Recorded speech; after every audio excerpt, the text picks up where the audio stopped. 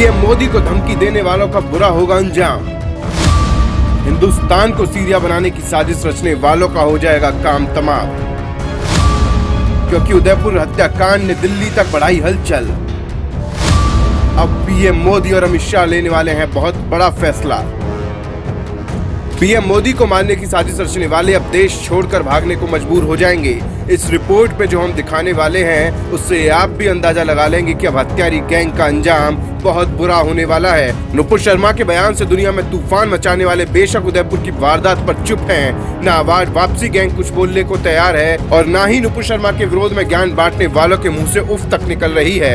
हाँ, इतना जरूर है, राजस्थान का बच्चा बोल रहा है कि अगर योगी आदित्यनाथ के हाथ में सूबे की कमान होती तो शायद कन्हैया लाल भी जिंदा होता, क्योंकि हत्या से पहले ही कन्हैया लाल को धमकी मिली थी। 17 जून को ही इन हत्यारों ने कन्हैया लाल के लिए धमकी भरा वीडियो वायरल कर दिया था। अगर सरकार या फिर राजस्थान पुलिस वक्त रहते एक्शन लेती तो सरेआम तालिबानी इस वारदात को अंजाम नहीं दे पाते। लेकिन उदयपुर कांड ने अब दिल्ली यूपी तक हलचल तेज कर दी है। उदयपुर कांड का पूरा सच सुनेंगे तो आप समझ जाएंगे कि कैसे हिंदुस्तान को सीरिया बनाने की साजिश हो रही है। इस साजिश के पीछे कौन है, इस रिपोर्ट में आगे आपको बताएंगे। लेकिन पहले इतना समझ लीजिए कि आखिर राजस्थान में बुलडोजर बाबा यानी कि योगी आदित्यनाथ की जरूरत क्यों है। पूरा सच हम आपको आंकड़ों से समझाते हैं, क्योंकि राजस्थान में योगी मॉडल बहुत जरूरी है। राजस्थान में पिछले 4 साल के अंदर 6 बड़ी हिंसा हो चुकी हैं। वहीं पिछले 3 महीने के अंदर 3 जिलों में बड़ा बवाल हुआ। जहां 2 मई को जोधपुर में धार्मिक झंडा हटाने को लेकर तनाव हुआ था। काफी विवाद के बाद भी कोई सख्त कार्रवाई नहीं हुई थी। वहीं 2 अप्रैल को हिंदुओं की रैली में पथराव हुआ, लेकिन एक्शन कुछ नहीं हुआ। अब 28 जून को उदयपुर कांड से पूरे देश में सनसनी फैल चुकी है।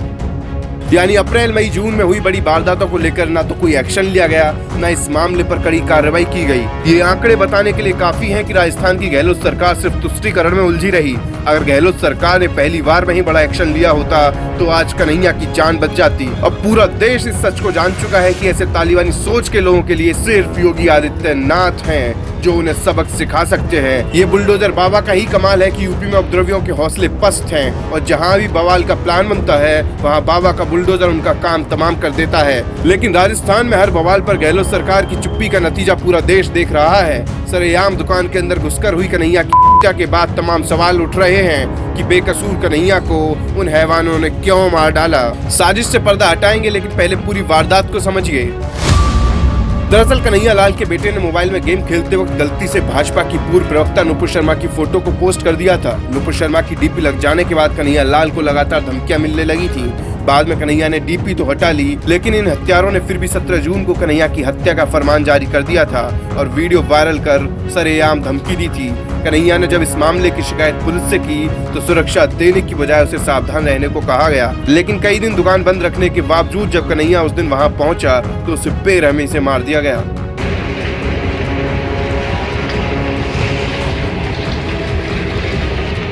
एक और कपड़ा लाए थे।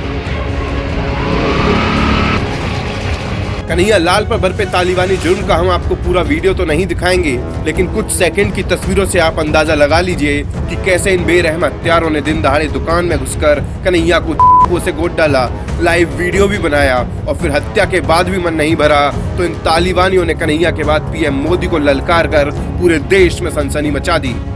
मैं मोहम्मद रियाज अत्तारी जी, हमारे घोष मोहम्मद भाई उदयपुर के अंदर जो माता स्टेट वाला है उसका कर दिया है। ए नरेंद्र मोदी सुन ले, आग तूने लगाई है और हम बुझाएंगे। हम नारा लगाओ उदयपुर वालों, गुस्ताख नबी की एक ही सजा,